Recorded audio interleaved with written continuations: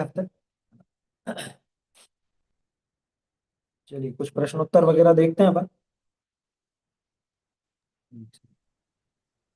Sir, जैसे मुनिराजों के जो 28 मूल गुण है ना, उसमें हाँ। लास्ट के जो शेष 7 गुण है ना, 7 वाले, तो उसको सर अपन मुनिराजों की स्वदया के साथ कैसे कनेक्ट कर सकते हैं?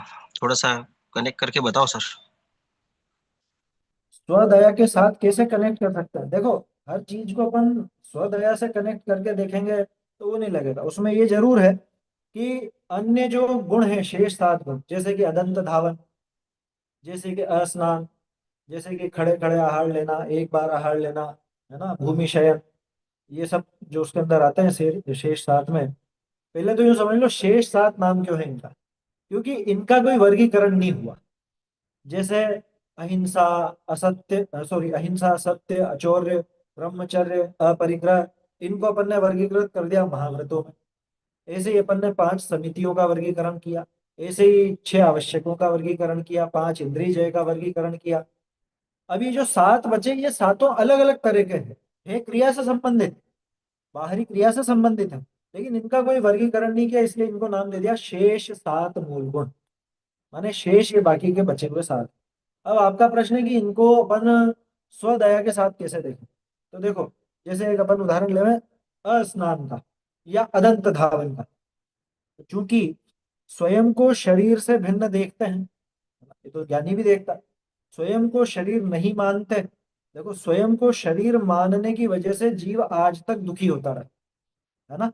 आज तक मैंने दुख क्यों पाया, मैं शरीर को ही स्वयं समझता रहा, और शरीर की साज संभाल में ही पूरा जीवन होता रहा। अब शरीर की सार संभाल में मुख्य चीजें हैं, जैसे स्नान सभी जीव करते हैं, मतलब कुछ गंदगी होती है तो स्नान करते हैं, या मल मूत्र आदि साफ करते हैं, ठीक है ना, तो उसके लिए भी स्नान करते हैं। दांत मांजते हैं, ठीक है। तो ये आप गौर से देखोगे तो ये जो शेष 7 है, ये शरीर से एकत्व तोड़ने का सूचक है। हालांकि एकत्व तो टूट चुका चौथे गुण स्थान में, लेकिन ये बाहरी रूप में भी नजर आने लग गया। जैसे चौथे गुण स्थान में वो ज्ञानी हो गया और उसने स्वयं को शरीर मानना बंद कर दिया, लेकिन फिर भी स्नान आदि तो वो करता ही है। अभी उसको उतना राग शेष है। यहाँ पे उस एकत्व के साथ साथ उतना राग भी टूट गया, तीन कषाय चौकड़ी का राग टूट गया। तो स्वयं शरीर से ममत्व करके, स्वयं शरीर की वो क्रियाएं करके, जब ये जीव रागादि रूप प्रवर्तता था और स्वयं दुखी होता था, अब उतना राग शेष नहीं रहा कि मैं स्नान कराऊं इस शरीर को। अब उतना राग नहीं रहा कि मैं दांतों को मांजूं। अब उतना राग नहीं रहा कि बैठकर तसल्ली से भोजन करूं या ज्यादा भोजन करूं। तो वो राग टूटा ना, राग टूटा यानी कि स्वदया फली, क्योंकि स्वदया में और क्या है, उस राग की वजह से मैं दुखी होता था। अब वो राग टूट गया, तो राग टूटने के कारण वैसी क्रिया भी छूट गई। और उस क्रिया को छूटने को अपन इस तरह से स्वदया से जोड़ सकते हैं कि स्वयं के प्रति इतनी दया कि देखो, अब उनको दांत मांजने का भी भाव नहीं आता, शरीर को स्नान कराने का भी भाव नहीं आता है। जमीन पर ही सो जाते हैं, कैसे भी कटीली ककरीली जमीन पर भी सो जाते हैं, लेट जाते हैं उस पर। क्यों कि शरीर के प्रति अब राग नहीं रहा, यानी कि आत्मा के प्रति दया, ये स्व दया से इस तरह से जुड़ा है ना। तो शेष 7 गुण जो है, ये बाहर में क्रिया रूप है मुख्य रूप से तो, और उन क्रियाओं से इनकी पहचान होती है। लेकिन असल में आप देखना, मूल में पहले भी अपन ने बात की है शायद पुरुषार्थ सिद्धि उपाय के टाइम या पहले उसके पहले, मूल में एक ही व्रत है, अहिंसा। मूल में एक ही है। अहिंसा की ही सिद्धि के लिए बाकी के सारे हैं। जैसे समितियां आप देख लो, समितियां सारी की सारी अहिंसा के पोषण के लिए है ना। ये देख करके क्यों चल रहे हैं, अहिंसा के लिए। देख करके भोजन क्यों कर रहे हैं, अहिंसा के लिए। कम क्यों बोल रहे हैं, मिष्ट ही क्यों बोल रहे हैं, सत्य ही क्यों बोल रहे हैं, अहिंसा के लिए। वैसे भी आचार्य देव ने लिखा था पुरुषार्थ सिद्धि उपाय में कि बाकी के 4 तो सिर्फ इसके उदाहरण स्वरूप हैं, अहिंसा के उदाहरण स्वरूप में बाकी के 4। अनृत वचनादि केवलम उदाहरतम शिष्य बोधाय। एक अकेले मूल में हिंसा हिंसा की बात है, बाकी सब इसी के पोषण के लिए है। तो अब चूंकि सभी अहिंसा के पोषण के लिए है, तो अहिंसा बोलो या स्वदया बोलो एक ही बात है। क्योंकि अहिंसा में पहला पक्ष तो स्वयं की अहिंसा का है, स्वयं की दया का है ना। इसलिए वो बात वहां पर घटित हो जाती है। ऐसे उसको समझना चाहिए, सात शेष मूल गुण को।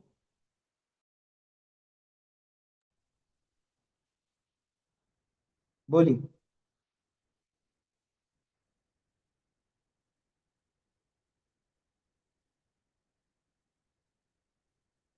बोलिए अनम्यूट करके।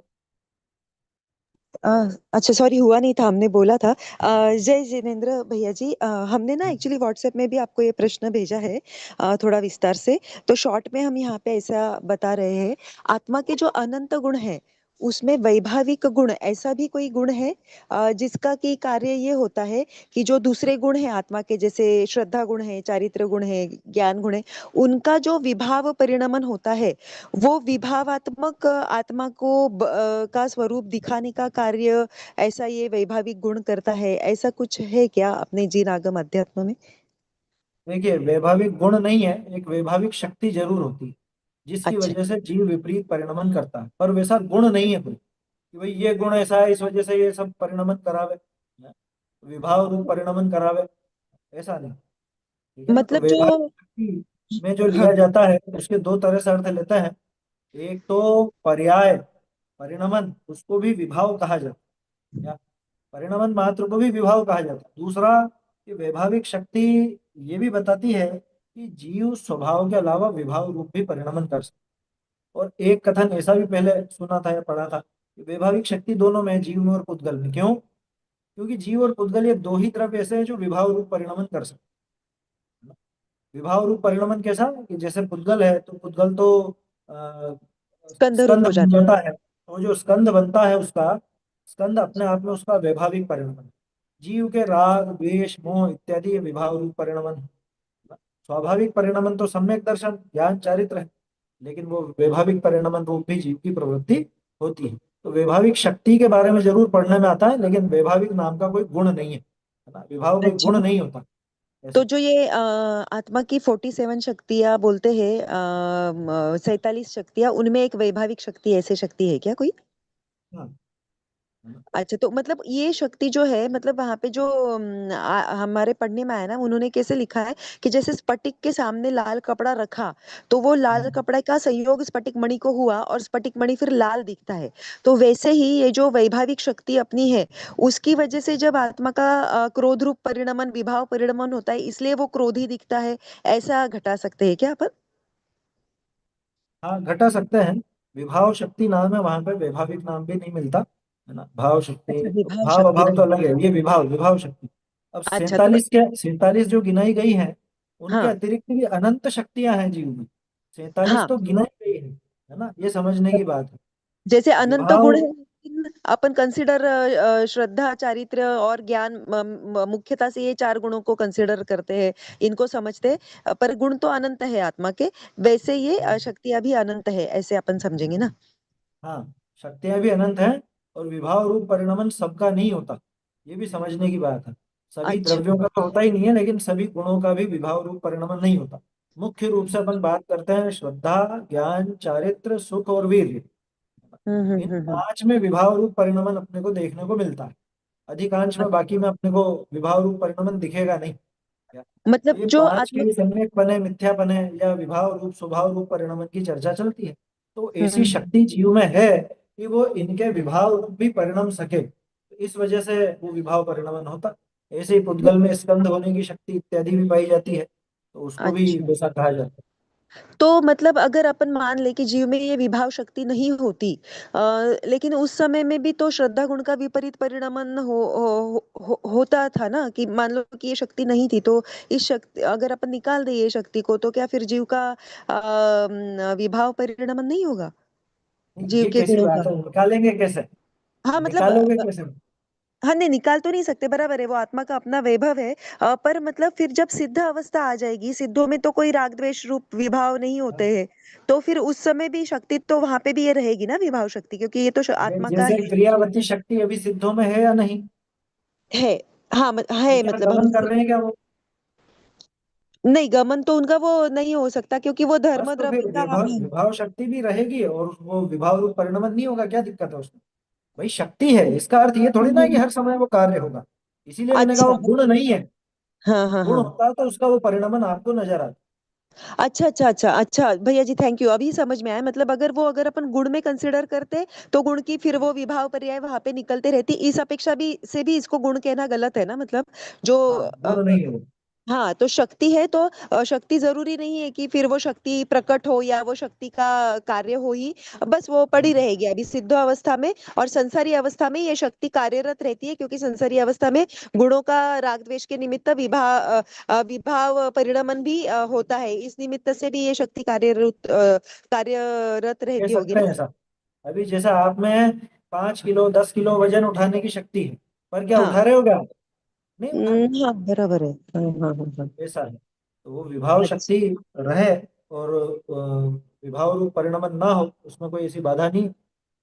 अच्छा। और भैया जी, गुणों के विषय में एक्चुअली हमारी एक शंका ऐसी थी, ऐसे भी गुणों के भेद करते हैं ना, अनुजीवी गुण और प्रतिजीवी गुण। तो जो प्रतिजीवी गुण होते हैं, जो कि नाम गोत्र आयु और वेदनीय, ये चार आघातीय कर्म के क्षय के बाद ये प्रकट होते हैं। मतलब इनके जो गुण है, मतलब सूक्ष्मत्व, अगुरु लघुत्व, अवगाहनत्व और अव्याबाधत्व, तो ये घातीय कर्मों का जब क्षय होता है तो ये चार गुण प्रकट होते हैं। तब तक ये चार गुणों का मतलब कोई विभाव परिणमन भी नहीं होते रहता है क्या फिर? इनका विभाव परिणमन कहा जाता है। असल में प्रतिजीवी गुणों के संबंध में थोड़ा स्पष्ट नहीं मिलता है ना। स्पष्ट क्या अच्छा कहूँ, मतलब मेरा स्वयं का वो अध्ययन नहीं हो पाया, क्योंकि पहले प्रतिजीवी गुणों के संबंध में जो पढ़ा था उससे वो चीज और उलझ जाती है ना। अच्छा। मूल में ये धवला वगैरह में और इनमें वर्णन आता है, सिद्धांत हाँ। ग्रंथों में नाम तो मिलता है। पहले मैं समझता था प्रतिजीवी नाम का गुण कहना ही गलत है, क्योंकि अगर अच्छा। जीव के वो गुण हैं तो प्रतिजीवी हम्म, कैसे? हाँ लेकिन वो वो हमें भी चर्चा एक्चुअली। मिलती तो है, सुनिए सुनिए हम्म पहले। हम्म हम्म, प्रतिजीवी नाम की चर्चा तो मिलती है ग्रंथों में। अब हाँ। उसमें एक व्याख्या यह है कि वो गुण जो पहले नजर नहीं आते लेकिन जो बाद में आपको दिखाई देवे, जैसे ये हम्म चार अघातिया कर्म है, इनका नाश होने पर वो प्रकट हुए। तो हम्म। पहले उनका परिणमन था या नहीं था, वो एक समझने का विषय है। हाँ, यही जैसे हमारा प्रश्न था। अव्याबाधत्व है, अवगाहनत्व है, तो क्या पहले नहीं था क्या? ये कि था, लेकिन वो विपरीत रूप परिणमन तो भी नहीं कह सकते आप उसको। तो वो थोड़ा सा उसको देखना पड़ेगा। मैं उस विषय में ज्यादा मेरा अभ्यास नहीं है, लेकिन अच्छा उन गुणों की चर्चा आती है। और ऐसा अच्छा। नहीं है कि प्रतिजीवी गुण सिर्फ ये ही हो या इन्हीं का हम्म। नाम प्रतिजीवी गुणों में हो। उसको और थोड़ा सा समझना पड़ेगा। और धवला जी वगैरह सिद्धांत ग्रंथों में दिए हुए हैं, है ना, उस आधार से समझना पड़ेगा। अच्छा, लेकिन जो अभी आपने पहले समझाया कि अनंत गुणों में से सारे ही गुणों का विभाव परिणमन हो, ये जरूरी नहीं है, तो उस अपेक्षा से हाँ अपन इनको ले सकते कि भाई जब तक अघातीय कर्मों का क्षय नहीं हो जाता, ये जिन गुणों को ये प्रतिजीवी गुण ऐसा बोलते हैं, ये गुण भी उपस्थित विद्यमान है आत्मा में, और उनका कोई विभाव परिणमन भी नहीं हो रहा है, तो बस वो गुण है फिर वहां पे। पर अभी फिर वही उनका परिणमन फिर कैसे हो रहा है, ये हमें भी नहीं समझ में आता। पर ठीक है, थैंक यू भैया जी, बहुत क्लियर हो। तो विभाव शक्ति है आत्मा की एक, उसकी वजह से ये हो रहा है, विभाव दिखता है उसमें आत्मा में। ओके। विभाव रूप परिणमन करने की उसकी सामर्थ्य है, इसी वजह से वो विभाव रूप परिणमन कर पाता है ना। कर जाता है, पर ये तो गुण कैसे करे? डेफिनेटली नहीं है ना, आत्मा का वैभाविक गुण नहीं ऐसा नहीं नहीं नहीं, डेफिनेटली उसको नहीं है। अगर आप गुण कहोगे तो फिर उसकी पर्याय को क्या कहोगे? विभाव हाँ नाम वही का कोई वही। गुण नहीं है, शक्ति है, वो सामर्थ्य है। देखो बहुत सी हम्म। शक्तियां ऐसी हैं जो गुण रूप भी हैं, जैसे अच्छा। ज्ञान शक्ति है ना, हम्म। वशी शक्ति, चिति शक्ति, तो ये गुण रूप भी है। ज्ञान भी अच्छा। गुण है, दर्शन भी गुण है ना। लेकिन सारी की सारी शक्तियां गुण रूप में दिखे ऐसा नहीं समझना चाहिए। सही बात सही बात सही बात, ये पॉइंट आपने बहुत अच्छा क्लियर हुआ कि इसको गुण तो आएगा ही नहीं, क्योंकि गुण रहेगा फिर तो फिर उसका सिद्ध दशा में क्या आप पर्याय लोगे, अगर ये विभाव हम्म, गुण है तो। बराबर है। थैंक यू सो मच भैया जी। Thank you. चलिए। कुछ प्रश्न और थे ना, व्हाट्सएप पर आए थे, उनको भी देख लेते हैं।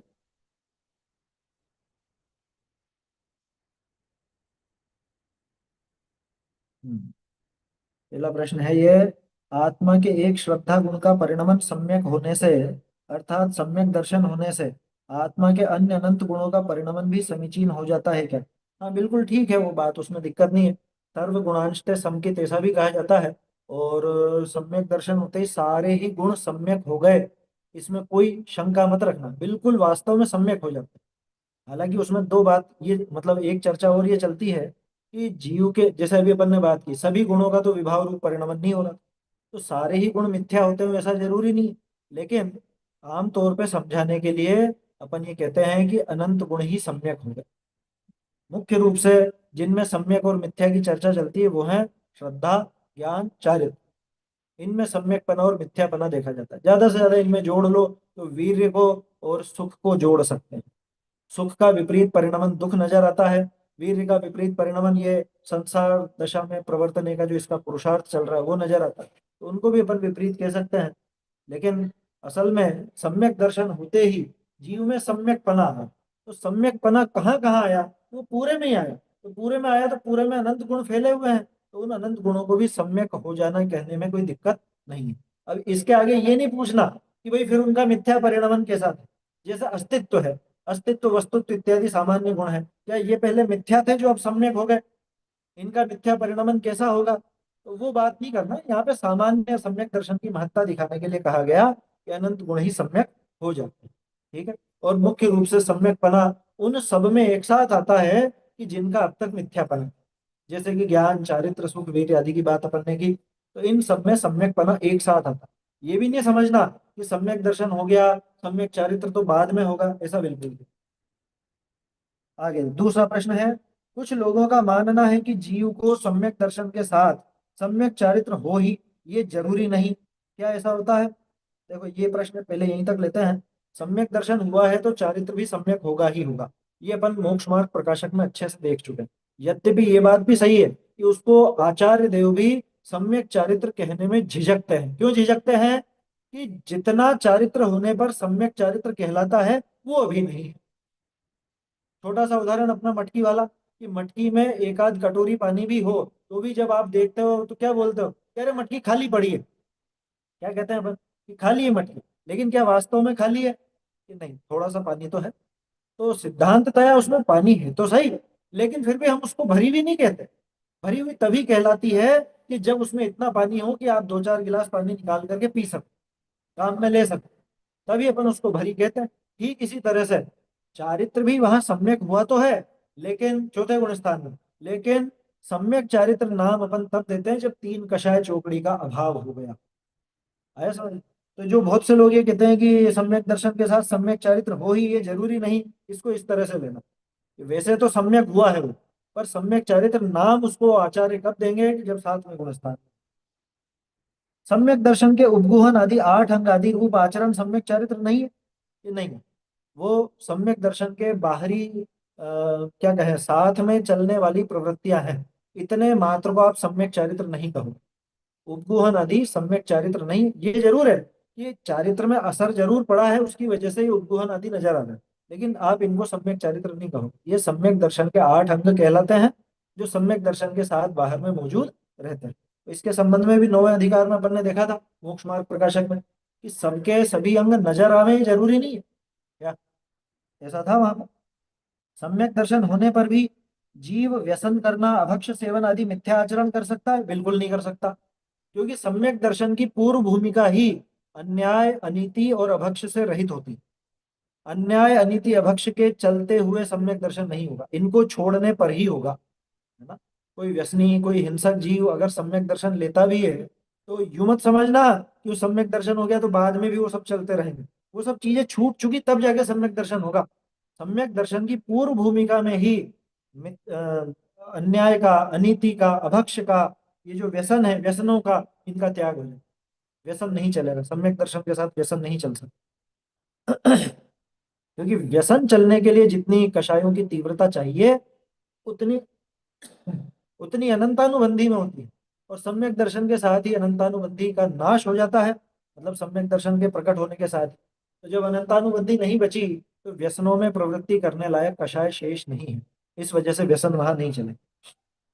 आगे लिखिए, बिना आत्मानुभूति के देव शास्त्र गुरु का श्रद्धान, सात तत्व का श्रद्धान होना, ये व्यवहार सम्यक दर्शन है क्या? नहीं। देव शास्त्र गुरु का श्रद्धान, सात तत्व का श्रद्धान जब आत्मानुभव हो तभी जाकर के सम्यक व्यवहार सम्यक तो कहलाते हैं। नौवें अधिकार में इसका विस्तार से वर्णन आया था मोक्ष प्रकाशक में, कि ये सभी को व्यवहार सम्यक तो कहा ही इसलिए जाता है कि ये निश्चय सम्यक के साथ में रहते हैं।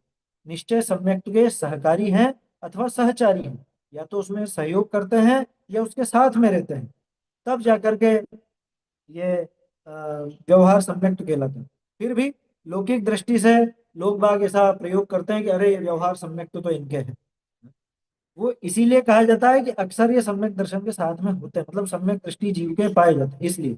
लेकिन हकीकत देखें तो अगर आत्मानुभूति नहीं है, यानी कि निश्चय सम्यक दर्शन नहीं है, तो इन क्रियाओं को व्यवहार सम्यक तो नहीं कहा जाता। एक समय की आत्मानुभूति ये निश्चय सम्यक दर्शन है क्या? बिल्कुल है ना। निश्चय सम्यक दर्शन वास्तव में पर द्रव्यन्ते भिन्न आप में रुचि, और वो स्वयं में जो रुचि पड़ी है वो आत्मानुभूति के बिना नहीं। अमृत चंद्राचार्य देव की पंक्तियां हैं, है ना। या तो अनुभूति सा आत्मख्याति एव, आत्मख्यातिस्तु सम्यक दर्शनम एव, इति समस्तमेव निर्वध्यम। समय सार जी की 12वीं गाथा की टीका के अंदर ये बात आती है, 12वीं थी या 13वीं थी, है ना, उसकी टीका में ये बात आती है। तो आत्मानुभूति जो है वही वास्तव में आत्मख्याति है, वही निश्चय सम्यक दर्शन। उसके साथ में जो कुछ भी शुभ भाव होते हैं, जो कुछ भी बाहर में शुभ आचरण दिखाई देता है, उसको व्यवहार सम्यक तो कह दिया जाता है। 9वें अधिकार में अपन ने ये भी पढ़ा कि वास्तव में सम्यक दर्शन तो आत्मा का श्रद्धान ही है। अब उसके साथ में जो सात तत्व का श्रद्धान चलता है, जो आपा पर का श्रद्धान चलता है, जो देव गुरु धर्म का श्रद्धान चलता है, ये सब व्यवहार सम्यक तो कहलाते हैं।